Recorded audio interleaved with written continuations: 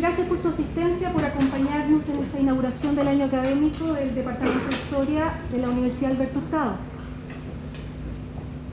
Estamos bien contentos porque esta actividad también se enmarca en la celebración de los 10 años de existencia de nuestro departamento. Y para esta doble celebración hemos invitado a la historiadora Isabela Cose para conocer parte de su trabajo en torno a una reciente y exitosa investigación, Mafalda, Historia Social y Política, publicada por el Fondo de Cultura Económica a fines del año pasado. La historia de Mafalda es la historia de la caricatura, de su creador Quino, del periodismo y de la prensa trasandina, pero también es la historia de Argentina y de buena parte de América Latina durante la Guerra Fría, del periodo del desarrollismo, de las grandes expectativas sociales, de esa disputada clase media y, por supuesto, de la historia de las familias. La relación entre las prácticas políticas y el género en el marco de la vida privada es lo que la historiografía europea y norteamericana comenzó a advertir con claridad, con convicción, desde los 70. Lo que ha seguido a esos debates es la resonancia en el mundo público de la relación entre política y género. Mafalda es un buen ejemplo de que lo privado puede ser entendido de mejor modo si reconocemos su lugar en lo público. Porque lo público, y muchos de los que están acá lo saben muy bien, es lo que brinda la legitimidad social, la identificación social. Porque ¿quién no ha esbozado una sonrisa, una carcajada, o se ha enfrascado en una reflexión cuando ha leído esos punzantes interrogatorios que esta pequeña niña les hace a sus padres, a sus amigos, a instituciones del Estado, a la política, a los políticos, a la Iglesia Católica? Cuando se pregunta por la paz mundial, por las relaciones con China y Estados Unidos, ¿quién no se ha conmovido con las conversaciones entre Mafalda, Susanita, Manolo respecto del amor a los padres, la estrechez económica, la vida del barrio, las jerarquías familiares? La historieta y su humor, como lo estudia Isabela Cose, contribuye a ampliar lo que sabemos de la historia social y política de este periodo y aporta nuevas luces, nuevos registros, discutiendo también el alcance de múltiples relatos de este pasado reciente, una de las preocupaciones centrales de nuestro departamento. Antes de dejar a Isabela Cose con ustedes, me permito indicar algunas señas de su biografía académica. Ella me pidió que fuera muy enfática en esto. Ella es uruguaya. Pero también un poco argentina. Pero reivindica a esa nación, ¿no? Es doctora en Historia de la Universidad de San Andrés en Argentina. Es una reconocida investigadora que se especializa en el estudio de la historia de las familias y la infancia a través de procesos políticos y culturales durante el peronismo y los años 60 y 70. Actualmente se desempeña como coordinadora del grupo de trabajo Historia de las Familias y las Infancias y también es investigadora independiente del CONICET, con sede en el Instituto Interdisciplinario de Estudios de Género de la Facultad de Filosofía y Letras de la Universidad de Buenos Aires. Entre sus publicaciones, que son de verdad numerosas, se cuentan algunos de los títulos que se han publicado, o les cuento, ¿no?, en la última década o desde el 2000 en adelante. Pareja, Sexualidad y Familia en los años 60, publicada por Siglo XXI en el 2010. Los 60 de otra manera, publicado en el 2010 en coautoría con Karina Felipe y Valeria Manzano. Estigmas de Nacimiento, Peronismo y Orden Familiar, publicado en el 2006 también por Fondo de Cultura. Dejo con ustedes a Isabela, quien dispone de aproximadamente 45 minutos para su presentación. Luego tendremos aproximadamente 15 minutos para consultas. Muchas gracias. De la universidad y aquí, por supuesto, a Soledad, que ha sido la pergeñadora de esta invitación. Y quiero agradecerles a todos ustedes por estar aquí, por haber venido a escuchar esta conferencia. Es un gusto, es realmente un gusto genuino poder dictar esta conferencia y poder pensar con ustedes la riqueza del humor para la historia a partir de Mafalda. Esa niña joven, hecha de papel y tinta, que paradójicamente acaba de cumplir 50 años. Alicia Colombo, es esposa y representante de Quino, suele decir que la tira ha sido traducida a tantos idiomas y ha sido publicada en tantos países porque hay quienes se enamoran de la tira. Yo no estoy por completo de acuerdo con ella. Quienes puedan leer el trabajo van a ver que doy otra explicación para el carácter internacional de la historieta, pero creo que eso sucede, que las personas, algunas y muchas personas, se enamoran de la historieta. En mi caso, lo que me fascinó fueron las enormes potencialidades, los enormes desafíos que suponía pensar el humor y avanzar en lo que, con la inspiración de otros historiadores, he pensado como un programa historiográfico. He asumido como un programa en tanto me preocupó hacer una historia social del humor. Por supuesto, me inspiré en Baksin, ese gran clásico que nos explica que la risa es una de las formas fundamentales a través de las cuales se expresa la historia y el hombre, que nos dice en sus términos que nos permite captar aspectos excepcionales del mundo. Quiero entonces empezar instalando dos ideas centrales en esta apuesta de un programa historiográfico del humor. La primera de esas ideas es que el humor es una potente lupa para entender la condición humana y los fenómenos sociales, porque, como entendí, hay muchos que lo dicen, pero en mi caso fue central Peter Berger, la interpelación del humor supone la activación de sentidos por los sujetos a los que está destinado. Todo lo relativo al humor, lo que resulta risible, las estrategias humorísticas y la risa misma, presupone códigos compartidos que requieren la complicidad de quien participa en el hecho humorístico. Quien escucha, quien lee, quien observa, produce el humor.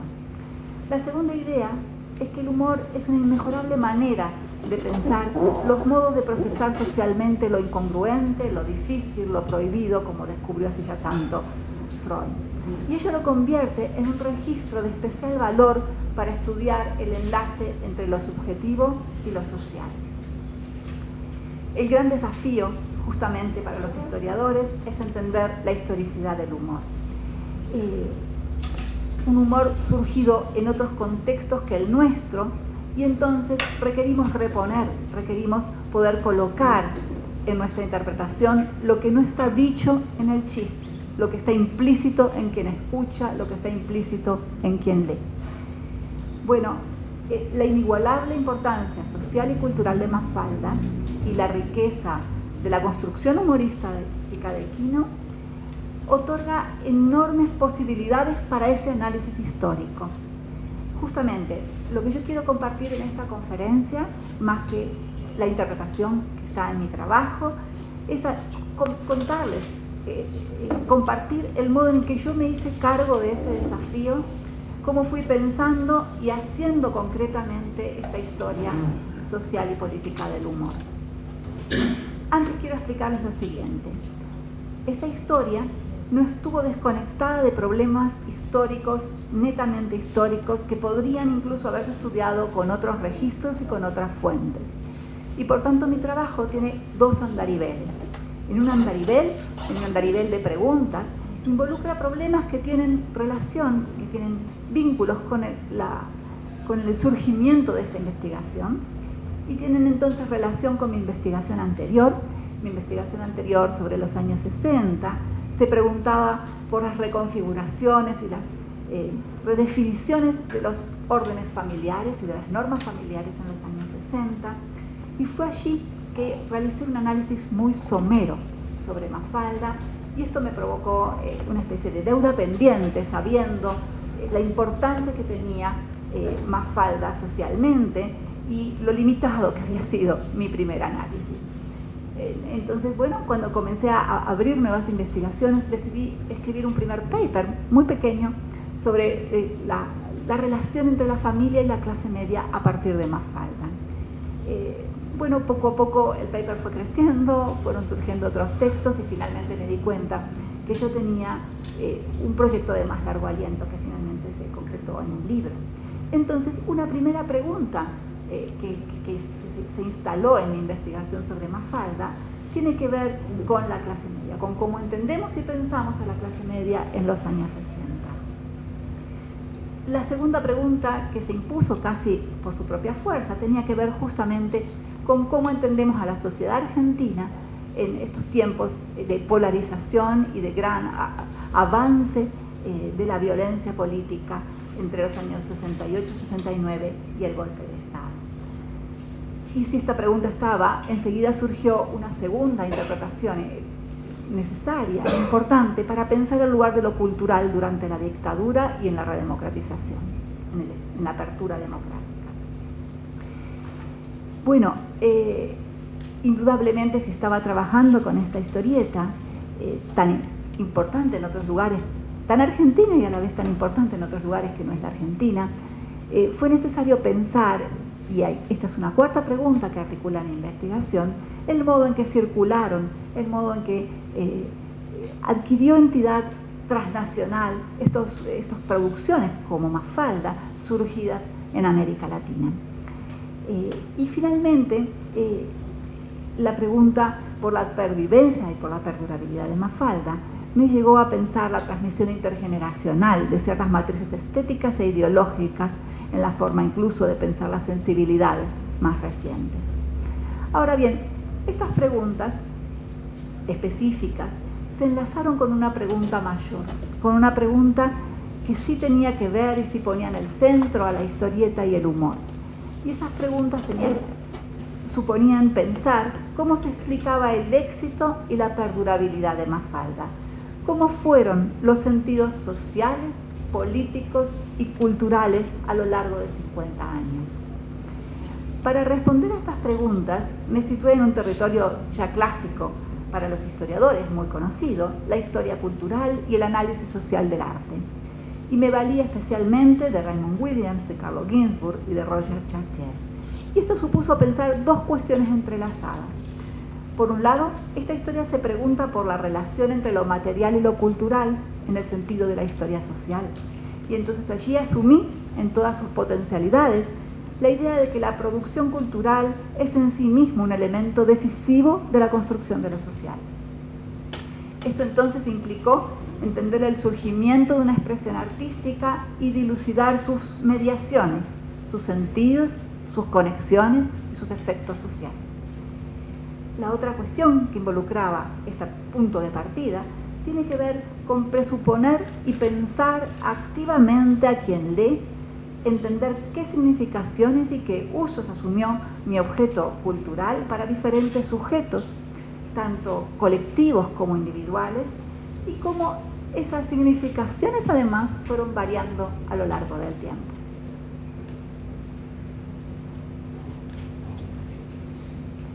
De allí que en cierto punto mi historia haya sido una historia de la producción, la circulación y las resignificaciones de Mafalda.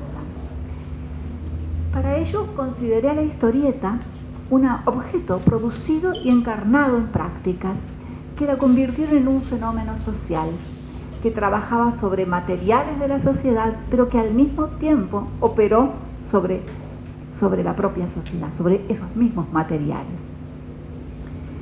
Bueno, eso supuso tener en cuenta una serie de planos distintos, que en todo caso en las preguntas podemos trabajar más sobre esta idea, pero que involucraban, ustedes me dirán, en primer lugar, el propio genio de Quino, uno de los actores centrales de esta historia de Mafalda, pero que también suponía otros actores y otros como editores, medios de comunicación, lectores y en buena medida también reponer en forma muy sustancial los contextos históricos y las apropiaciones a las que dio lugar. Es decir, mi apuesta fue anudar lo humorístico con lo histórico. Creo que es este engarce, esta historicidad que desde un comienzo me propuse como punto de partida para la investigación, lo que le dio cierta originalidad a mi mirada de Mafalda, que por cierto ha merecido desde su origen muy significativos y potentes estudios de los que me he iluminado muchísimo. Quiero entonces ahora sí referirme a esas estrategias de análisis histórico que yo fui armando y fui montando para mirar la tira y para hacer esa historia social y política de Mafalda. Una primera estrategia tiene que ver con la sincronía. Y entonces esto supuso un enorme esfuerzo por una contextualización en diferentes situaciones. Una muy importante preocupación por poner a Mafalda en relación con su contexto cultural, social y político, y muy especialmente con el contexto de lectura, con ese contexto que activaba los sentidos para sus lectores, sin el cual no me era posible comprender qué hacía reír y qué sentido tenía para quien la leía. En ese sentido, la historieta en sí mismo también me generó mucha preocupación y mucho interés, y fue una dimensión muy central de la investigación. Quiero poner dos ejemplos en torno a cómo manejé la cuestión de la sincronía y las riquezas que esto me generó. ¿Podemos hacer el tiro? Aquí estoy presentando dos elementos decisivos del contexto de producción, del contexto de emergencia de la historieta. Mafalda surge, como muchos de ustedes saben, a partir de un pedido de una agencia de publicidad, de una empresa que se llamaba Siam Ditela, que estaba lanzando una nueva marca de electrodomésticos y que tuvo la ilusión de crear una historieta para ser colocada en un diario y que operase subliminalmente para llamar al consumo de esta nueva marca de electrodomésticos. Cuando noté que esta marca de electrodomésticos era producida por un grupo, que es el grupo Siam Ditela, que es un grupo que tiene una enorme intervención política y social ligada al desarrollismo, ligada al desarrollo de la sociología científica con Gino Germani, y ligada al Instituto Ditela, de quien ustedes quizás han escuchado hablar. Es un instituto de la vanguardia artística y cultural y social, de los estudios sociales en la Argentina en los años 60, y entonces está desde el comienzo Mafalda ligada a esta manera de pensar la sociedad argentina, una modernización sociocultural que colocaba en los diagnósticos de Gino Germani, una de las figuras promotoras del Instituto Ditela y promotoras entonces vinculada con la empresa de la agencia de publicidad, colocaba muy centralmente a la clase media desde un lugar muy optimista, pensando a la Argentina como un país de clase media.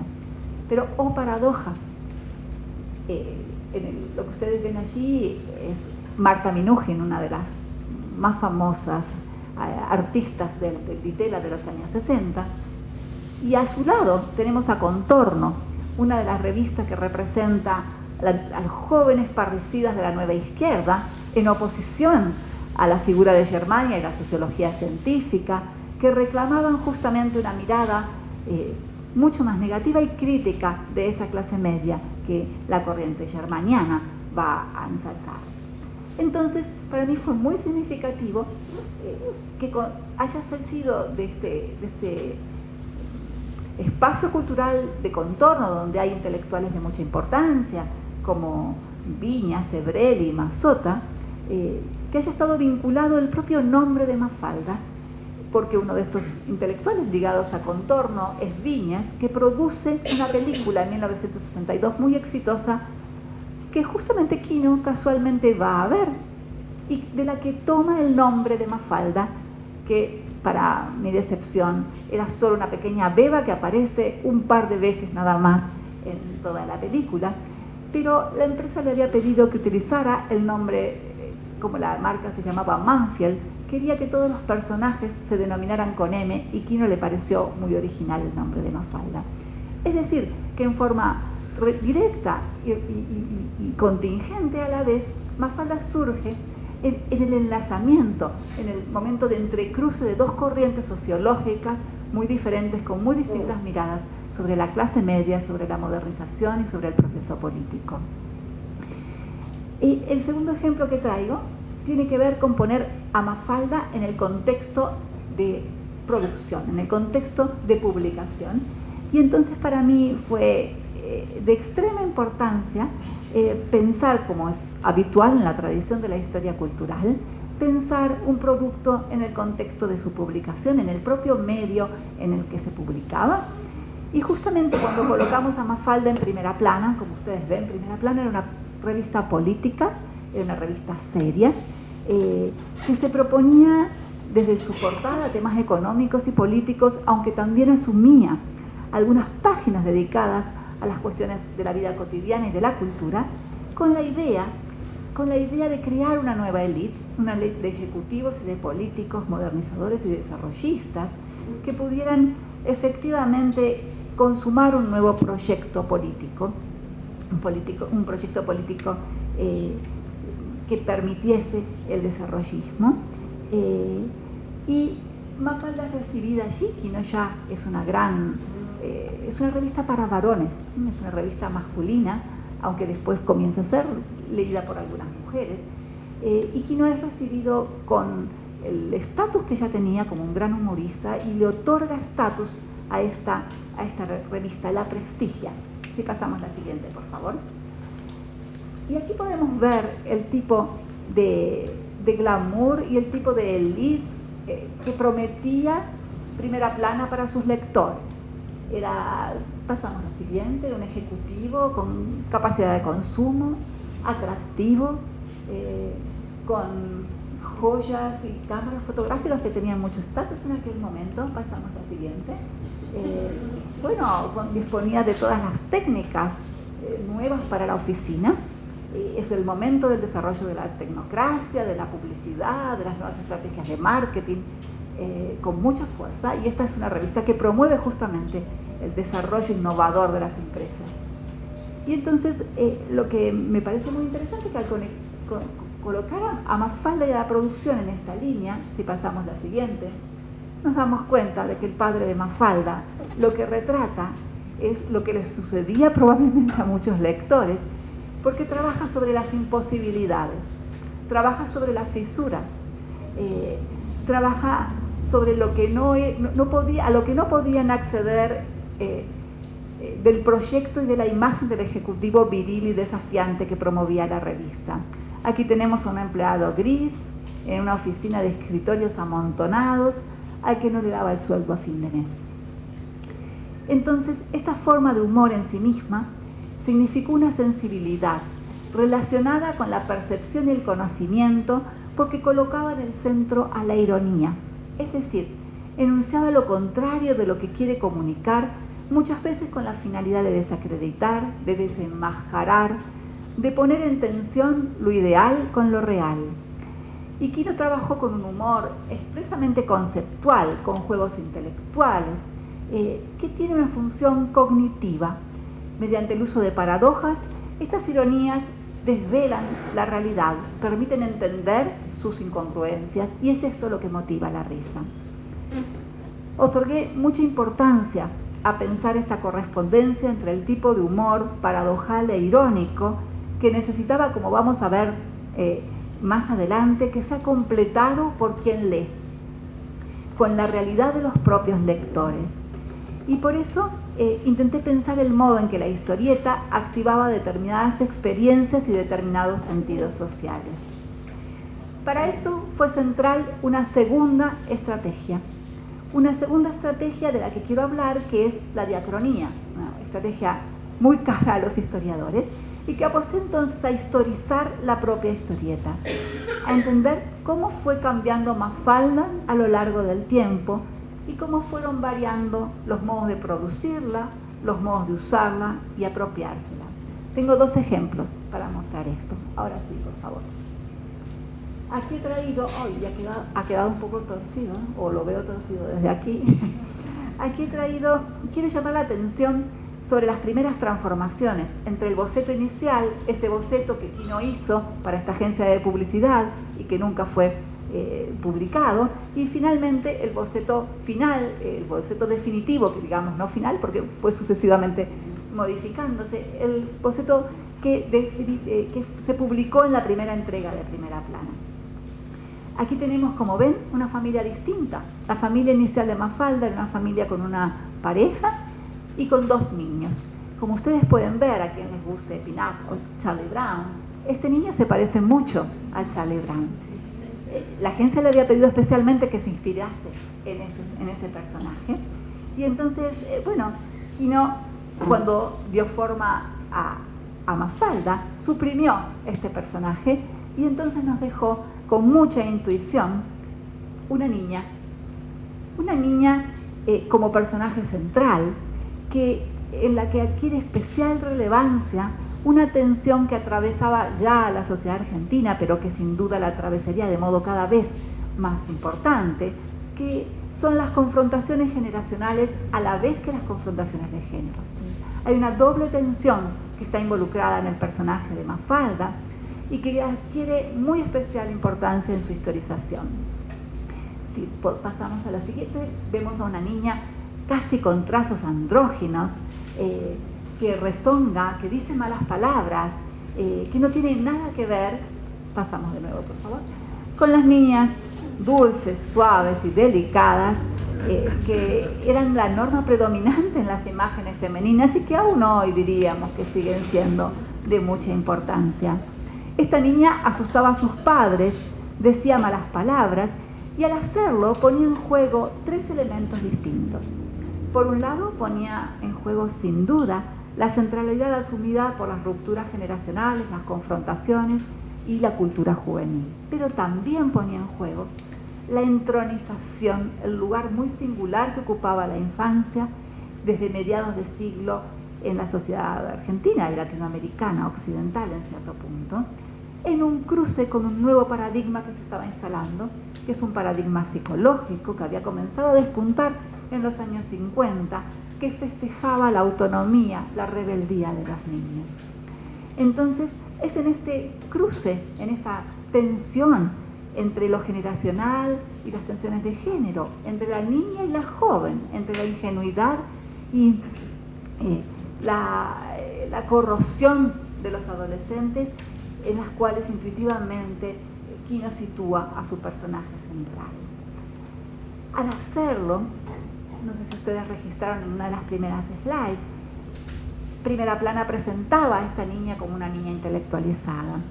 Y al hacerlo entonces, el personaje va a dar lugar a un nuevo estereotipo. Y aquí estoy tomando a Ernest Gombrich con la idea de que el personaje terminó corporizando una percepción que carecía de una representación en términos masivos como la que va a tener después. Y esto significa el uso de las categorías de la caricatura para dar forma a los universales, para aprender lo esencial y lo distintivo de un tipo social. Y Mafalda efectivamente va a terminar cristalizando la idea de una clase media intelectual progresista. Bueno, en esta línea de pensar la historicidad fue central poner atención sobre los medios y las exigencias que los medios le imponían a la historieta y a la construcción de Quino. Y entonces Quino fue modificando su argumento en muy directa relación con los requerimientos de la producción de la propia historieta. Poco después de haber aparecido en esta revista, que es muy prestigiosa en Argentina, que representó la renovación periodística, Quino debe irse de Primera Plana y aterriza en una publicación muy diferente. En un diario, en el diario El Mundo, que no es un diario dirigido a quienes se piensa o se quiere construir como la élite intelectual y política y económica, sino es un diario leído por una clase media baja e incluso por trabajadores, pero es un diario que le había prestado muchísima atención al humor desde mucho tiempo atrás. Si ustedes son fotografías de originales en condiciones que son las condiciones de nuestros archivos, que no son muy buenas, así que me disculpo, eso merecería una reflexión, no tenemos tiempo para hacerla, pero si ustedes ven, Landru, un gran humorista, tiene históricamente en este diario una columna, un editorial en la Primera Plana, y Quino se va a colocar en diálogo con él en la página editorial. Allí está Mafalda, con un personaje que ya había aparecido muy poquito cuando se comenzaba a publicar, cuando estaba publicándose en Primera Plana, que es Felipe. Pero fíjense, la necesidad de producir diariamente la historieta requiere más personajes. Hay que complejizar esta historieta y hay que colocar más personajes que le permitan tener más argumentos y más posibilidades para la propia historieta dar cuenta de la enorme vertiginosidad. Es un momento que además Quino trabaja muchísimo, trabaja en otras revistas, y él recuerda con bastante desconsuelo esta época de enorme cantidad de trabajo. Y para eso, por favor, va a introducir nuevos personajes. Nuevos personajes, en este caso Manolito, que expresaba el prototipo del gallego bruto, el inmigrante con aspiraciones de ascenso social, un prototipo muy antiguo que había movilizado muchos prejuicios entre las clases altas, que lo llamaban despectivamente los advenedizos. Susanita era un prototipo más nuevo, que incluso dialoga con una producción, es casi una broma con Landru, porque Landru había creado una mujer gorda que, en sus caricaturas, que era muy reconocida en la época, esas mujeres que están preocupadas de la figuración social, de casarse, de tener hijos. Y entonces estos estereotipos también le permiten conversar con este nuevo público de una manera diferente. Ya no es solo un personaje intelectual, sino también hay otros personajes que son muy conocidos para los lectores, con los cuales se pueden sentir identificados, y las claves de lectura entonces que coloca la historieta también se modifican. En este momento la historieta cambia en su formato, deja de ser un clásico family strip para comenzar a ser lo que se conoce como una historieta de banda de amigos, como La Pequeña Lulú o como Periquita, con quien tantos parecidos tiene Mafalda y que Quino atribuye a su subconsciente. Bueno, esto repercute entonces en la estructura de la historieta y en la propia significación. La composición comienza a dar lugar a un mundo social que sigue anclado en la clase media, pero que paulatinamente va a ofrecernos una visión de la clase media heterogénea, de una clase media que está atravesada por poderosas diferencias culturales e ideológicas. Incluso Manolito, este niño que necesita trabajar para ayudar a sus papás en el almacén, tienda, le llaman aquí, tienda de abarrotes, ¿sí? Estaba en cierto punto en el límite entre los niños escolarizados y los niños trabajadores. Y mostraba, aun cuando su padre fuese contrapropista, la vida de una infancia sin vacaciones y sin juguetes. Quiero entonces ahondar y notar la importancia que tuvo para mí estudiar cómo variaron las claves de lectura, cómo variaron y de qué modo fueron enlazándose con determinados y diferentes usos y significados. Bueno, he traído dos ejemplos, realmente me costó mucho decidirme porque hay muchos y muy atractivos. Estoy presentando aquí un célebre artículo de Oscar Steinberg en Los Libros, que es una revista introductora del estructuralismo lingüístico y del psicoanálisis lacaniano, con muchos contactos con Dorfman y Matelar en Chile. Y en 1970 Oscar Steinberg realiza la primera crítica lingüística, estética, es nuestro la gran figura del análisis del cómic en la Argentina en estos momentos, y él realiza una primera crítica en los años 70, reconociendo la importancia del humor y de la construcción humorística de Quino, la originalidad, pero también haciéndole frente y criticando a Mafalda como pequeña burguesa. Esta visión, esta crítica por izquierda de Mafalda va a tener larga importancia en los años 70, pero también convive con muy diferentes apropiaciones, como la que podemos ver en las siguientes slides. Por un lado tenemos unas maestras, un grupo de maestras recién egresadas que como bandera en su paseo de fin de curso habían decidido colocar a Mafalda casi que como una declaración de principios del tipo de alumna y del tipo de educación que ellas querían brindar. Por el contrario, otro sentido va a tener en Panorama, otra de las grandes revistas de esta época en Argentina, que decidió nombrar al padre de Mafalda el personaje del año y compitió con grandes personajes de la política argentina, justamente para rendirle homenaje a los varones proveedores que enfrentaban la creciente inflación con sus escasos salarios en 1971. Bueno, retomo entonces. Tenemos dos estrategias que son la sincronía y la diacronía, que combinadas me permitieron, por un lado, pensar los contextos de enunciación y los contextos de lectura, y colocar también a la historieta en una serie mayor, colocar a la historieta en una historización de más largo plazo. La combinación constante de esas dos estrategias fue decisiva para mí. Y traje para mostrarles, en términos de la importancia que tuvo para mí construir series de las propias tiras, una serie de tiras que hablan de cómo Quino fue enfrentándose y fue trabajando sobre la represión. Pero hubo un error. Bueno, no. Antes de eso, quería explicarles la importancia que tiene identificar las propias estrategias humorísticas de Quino, y entonces, pasamos, sí, no hay problema. Hay un tercer momento de la producción de la historieta en la que Quino comienza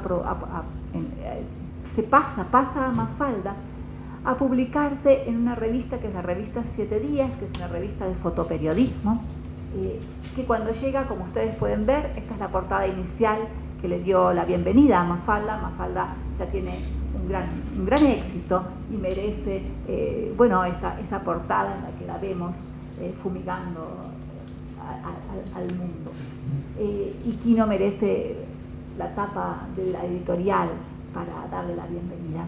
Es aquí entonces que Quino produce lo que yo creo una de las innovaciones más ricas y más valiosas del humor de todo este año, de todos estos años en relación a Mafalda, que tiene que ver con los márgenes. Podemos pasar. Quino va a empezar a incorporar, les pido que se fijen, a sus macaquitos, a un metalenguaje, con un humor muy ingenuo, muy abierto y muy paradojal, que queda colocado en este espacio superior, en el cual entonces los personajes hablan con las tiras, hablan con Quino, hablan con los lectores. No pude traerles una versión que se viera mejor, pero lo que está sucediendo es que Mafalda hace burbujas y el propio Quino queda enredado y atrapado en las burbujas de Mafalda, que era en buena medida algo que él estaba sintiendo en relación a este personaje que estaba siendo tan importante y que opacaba de algún modo sus otros trabajos de humor. Si vemos en la siguiente, las tiras también pueden ser con otros humoristas, y acá la tenemos también situada en este margen superior con Snoopy. Hay varias de estas de Snoopy en las cuales se ríe de su injerencia. Mucha gente le increpaba que la tira se parecía mucho a la tira de Charlie Brown. Bueno, entonces esta parte, este momento de la historieta ofrece una clave humorística muy importante, muy innovadora, en la que trabaja con lo ingenuo y con la paradoja. Es un humor mínimo. Ahora sí, vamos a pasar a la importancia de las series históricas que tienen que ver con la represión. Esta historieta, esta tira, seguramente quizás ustedes la han visto y la conocen, porque representa un momento muy significativo de la historia argentina y de la propia transformación de Mafalda en lo que yo denomino un fenómeno social y político. Esta es la historieta que salió el día del golpe de Estado de Juan Carlos Onganía. Mafalda nos mira con cara compungida y se pregunta por aquello que le habían enseñado en la escuela. Ustedes no lo saben, pero los lectores sí sabían, que se refería a la educación democrática, cuyos programas se habían instalado paradójicamente, irónicamente, por la junta que había derrotado al peronismo y que se dictaba y se siguió dictando en medio de la represión, de la censura y del ascenso autoritario. Desde este momento en el que Mafalda, podemos decir que se convierte en un símbolo del antiautoritarismo, comenzó la enorme expansión de la historieta. Comienza a ser colocada en oficinas y en empleos públicos, en negocios, se recorta, hay quienes arman sus propios cuadernos, y allí entonces se empieza a reproducir en otros diarios del interior del país, y es editada en formato libro por un gran editor que no pudo percibir el éxito que tenía entre manos y la edición se agotó en menos de 24 horas. Justamente será el tratamiento de la represión lo que me permite comprender el modo en el que va cambiando y se va transformando la interrelación entre los lectores y la historieta. Si pasamos ahora sí a la siguiente edición, traje aquí una de las primeras, no es la primera, pero es una de las primeras series, de las primeras tiras de esta serie sobre la represión, que Quino coloca en Miguelito. Miguelito es el personaje más pequeño de la historieta. En este momento todavía Guille, que es el hermano de Mafalda, no ha surgido, y lo coloca al lado de un policía que representa la figura del guardia del barrio. Y entonces Miguelito le pregunta si era cierto eso que la madre le decía, que si no tomaba la leche, que si se portaba mal, podía venir la policía, y el policía se enoja y le dice que tiene otras cosas de que ocuparse. Sin embargo, muy poquito después, cuando ya el Mayo francés y en medio de la expansión de los conflictos estudiantiles que van a desembocar en el Cordobazo en Argentina, la escena cambia. Este mismo personaje, el propio Miguelito, le pide al guardia, le pide al policía que mejor no cuide su casa, porque la vida tenía muchas vueltas y podía suceder que cuando él estuviese en la universidad tuviese que enfrentarse y darle un adoquinazo. En la siguiente escena, cuando justamente los conflictos estudiantiles y obreros estaban en su máximo apogeo, estaban desestabilizando al propio gobierno de Onganía, va a ser Mafalda, y había muchos estudiantes que estaban enfrentando los bastones de la policía, va a ser Mafalda la que le explique al propio Miguelito cuál era el sentido que tenían los bastones de policía. El bastón de abollar ideologías, va a decir, es decir, el bastón de doblegar, de suprimir las ideas. Será justamente esta escena que llegó a significar una contraseña para quienes estaban luchando contra el ascenso represivo. Voy aquí a retomar los términos de Peter Berger para pensar que Mafalda funcionó en su conjunto de manera sociopositiva. Este afiche, pero la tira en sí, reforzó la cohesión de un grupo, delimitaba una posición ideológica frente al ascenso del autoritarismo, que además tenía la virtud de unificar por su amplia circulación y por su amplia interpelación a personas, a sujetos y a grupos que tenían muchas diferencias entre sí. Bueno, no casualmente fueron los servicios de seguridad los que adulteraron este afiche. Lo adulteraron para utilizarlo en legitimar la represión. Fue en el medio de 1975 en donde las fuerzas de seguridad, las fuerzas de la inteligencia, colocaron en las paredes de muchos centros de estudios la figura de Manolito, con idea de que sirviera para legitimar la represión. Como pueden ver aquí, el afiche apareció, después denunciado esta adulteración en algunos medios de prensa, en medio de un contexto de enorme encrudecimiento de la represión y de la preparación del golpe de Estado.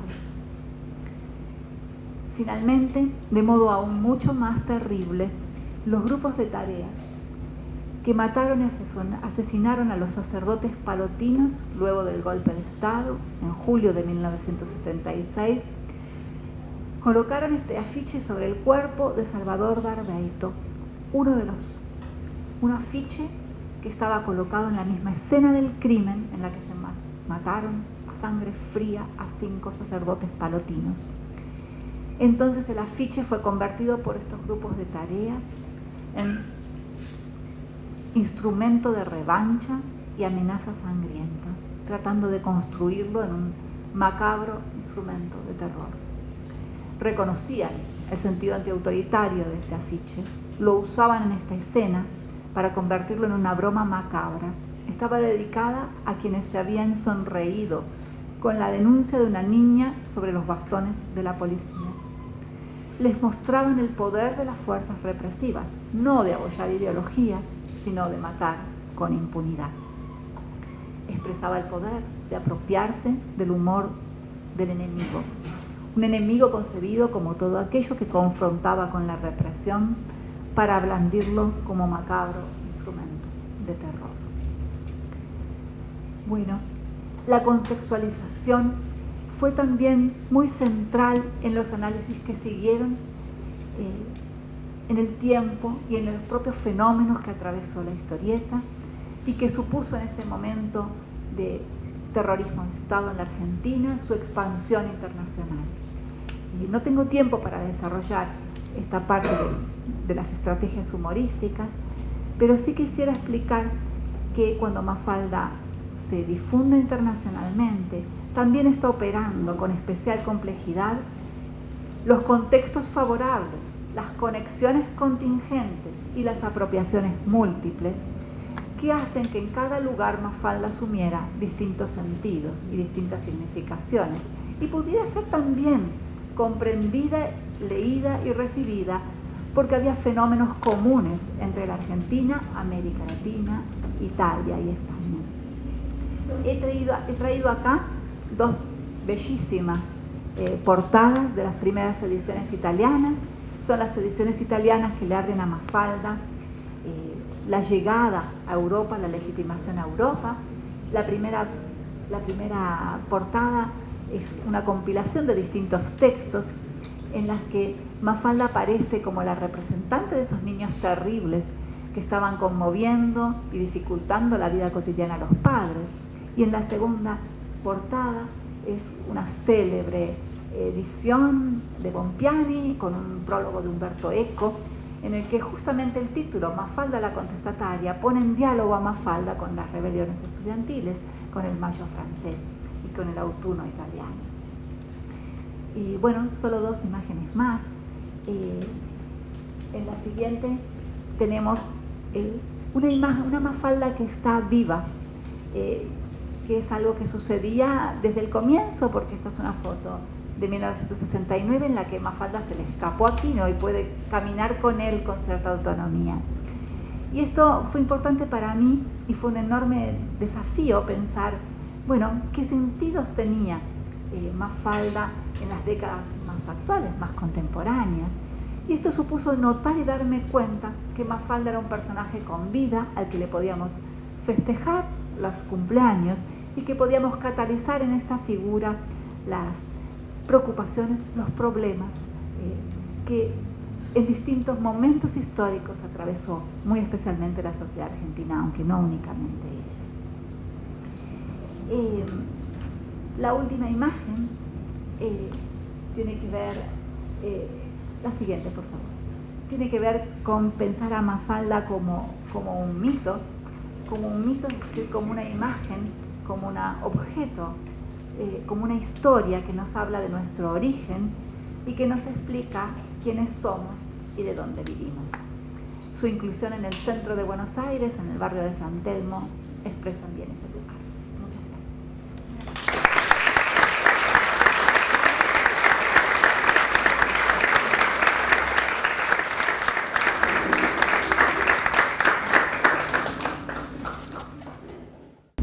Bueno, muchas gracias por las preguntas, son muy interesantes preguntas. Manuel, efectivamente, buena parte, tú lo sabes, de mi trabajo tuvo que ver con reponer un contexto que no existe y recuerdo una serie que siempre menciono de los yoyos. Acá se juegan los niños con... Hay muchas tiras sobre los yoyos y eso tenía sentido porque había un boom, estaban todos los niños en Buenos Aires jugando con el yoyo.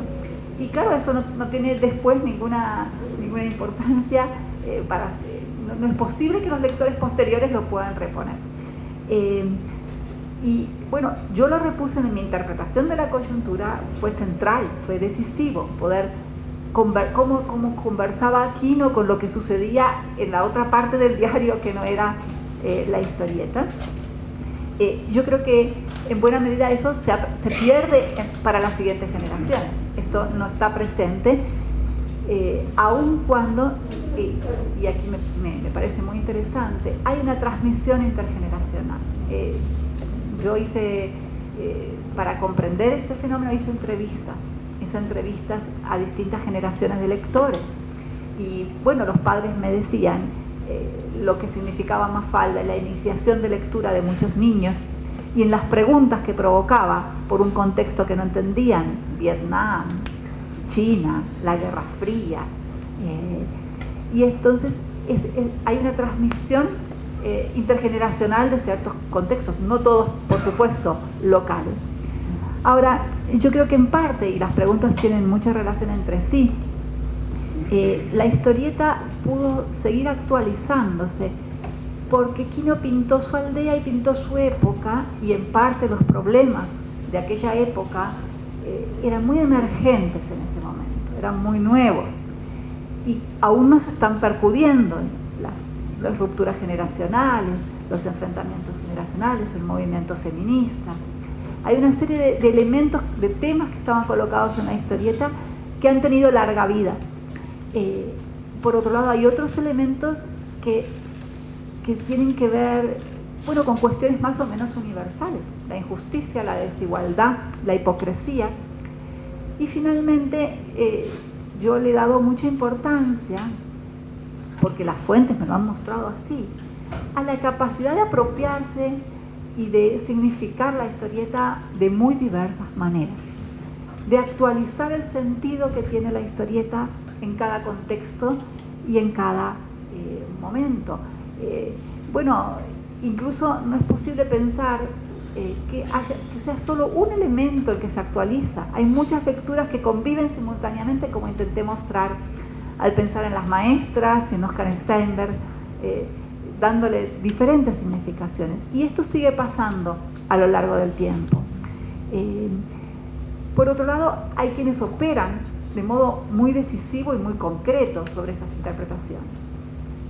Tenemos editores que hacen tenemos traductores, no he podido hablar aquí, pero tenemos traductores que traducen al italiano, al francés, y entonces eso también está colaborando a resignificar y a modificar de algún modo el sentido original. Hay un recorte también de las ediciones. No en todas las ediciones se publican todas las tiras, incluso en la Toda Mafalda faltan tiras que no fueron publicadas, ni siquiera la Mafalda inédita. Es decir, cada recorte, cada edición supone una clave de lectura que permite la actualización de estos contenidos. En muchos casos la coyuntura cambia. Las ediciones italianas han recortado aquellos elementos coyunturales que nunca hubieran sido posibles de entender para el público italiano, o se han modificado para darle un sentido propio en Italia.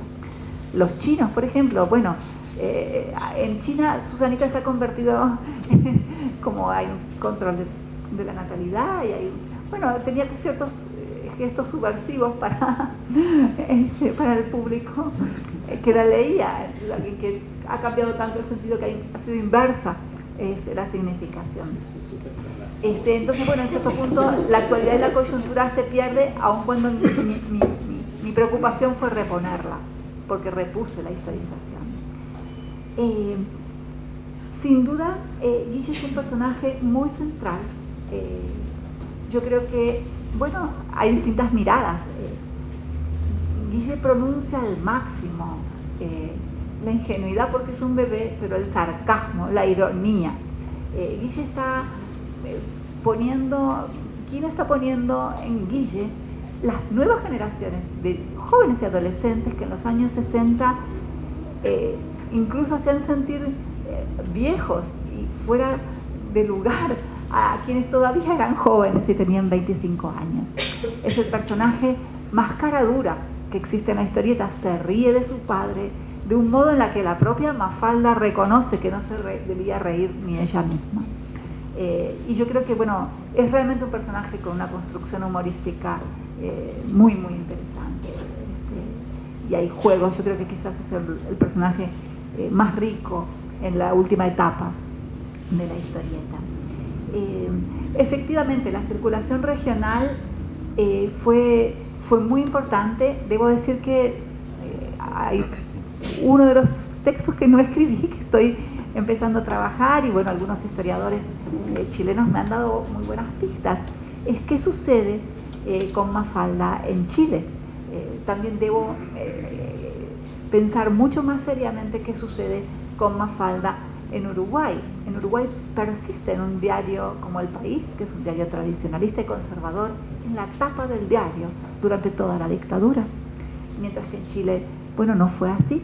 En Chile dejó de publicarse, se han comentado, y además, bueno, la reproducción en televisión de los cortos que comienzan a hacerse, produce discusiones ya en 1975, ya durante la dictadura de Pinochet, porque justamente hay voces que le dicen que están poniendo al aire a una su vecina. Es decir, que esto nos permite pensar las diferencias en la relación entre cultura y autoritarismo en cada uno de los contextos regionales, y bueno, nos permite, creo, problematizar las fisuras, pensar también las fisuras, por lo menos para el caso argentino y el caso uruguayo, de la censura y del proyecto cultural represivo. Yo creo que efectivamente el momento en el que Mafalda se convierte en un símbolo antiautoritario durante el Onganiato es un momento muy central en el cual la historieta se sale del cuadro, digo yo. Sale del recuadro de la historieta y se convierte en un fenómeno social y político. Creo que esta es una de las claves que funcionó en este fenómeno, que lo convirtió en un fenómeno, pero no es la única. Así como siempre tiene diferentes significaciones, también la historieta tuvo otros sentidos, no solamente en términos de su componente antiautoritario, también tuvo que ver con la modernización sociocultural y el modo en que ponía en juego las tensiones, las contradicciones. Ponía en juego más que una exaltación de la modernización, por el contrario, una crítica a la modernización y al consumo, y esto también fue un canal, por solo nombrar uno, muy importante. Bueno, muchas gracias a todos por las preguntas. Muchas veces se le ha increpado aquí, ¿no? Que, bueno, que dio lugar a Dios más fuerte, que muchas veces se le ha increpado aquí, ¿no? Que dio forma a un personaje de clase media y no a un personaje de la clase obrera. Él suele decir que eso es porque él solo puede dibujar lo que conoce muy bien, y no conocía tan bien, no tenía niños tan cerca de las clases trabajadoras. Esto, bueno, me permite decir que un elemento muy importante de Mafalda entonces es su carácter clase mediero. Y es un carácter clase mediero que, no obstante, presenta ciertas singularidades en la historia argentina de cómo la clase media se relaciona justamente con los descamisados, con los cabecitas negras. Y hay una historieta que para mí fue muy significativa, hay una tira en la que Mafalda tiene un muñeco negro, y es Susanita la que le dice: ah, tenés un muñeco negro, y después se va con el dedo así, se lo va a lavar, porque le daba, bueno, cositas haber tocado a justamente un cabecita negra. Y entonces esto es muy significativo porque representa una clave de lectura en relación al peronismo de una clase media progresista que se siente culpable, que se siente próxima a los cabecitas negras y que se siente culpable de las impugnaciones que otra parte de la clase media representada en Susanita produce en relación al peronismo. Hay otro elemento que me resultó muy significativo, y es que el día en que Mafalda deja de salir y se despide de sus lectores en 7 días, esta revista en la que vimos, en esa misma revista se hacía la cobertura de la masacre de Ezeiza, del momento en donde las fuerzas de la derecha peronista convierten la llegada de Perón en un baño de sangre. Es decir, que Mafalda de algún modo se despide cuando las divisiones violentas, virulentas de la sociedad argentina estaban preanunciando ya un escenario negro en las próximas décadas.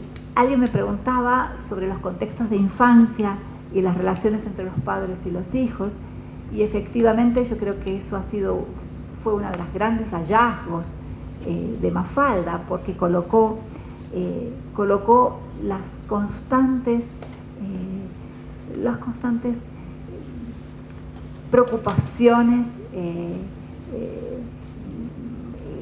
las conmociones que le producían a sus padres los niños de nuevo tipo, estos niños que estaban siendo criados con un paradigma, por supuesto que no era hegemónico, por supuesto que era bastante limitado, pero cada vez más emergente, de niños más autónomos, niños que se permitían desafiar a la autoridad, y hay allí un trabajo constante sobre la nueva infancia de los años 60.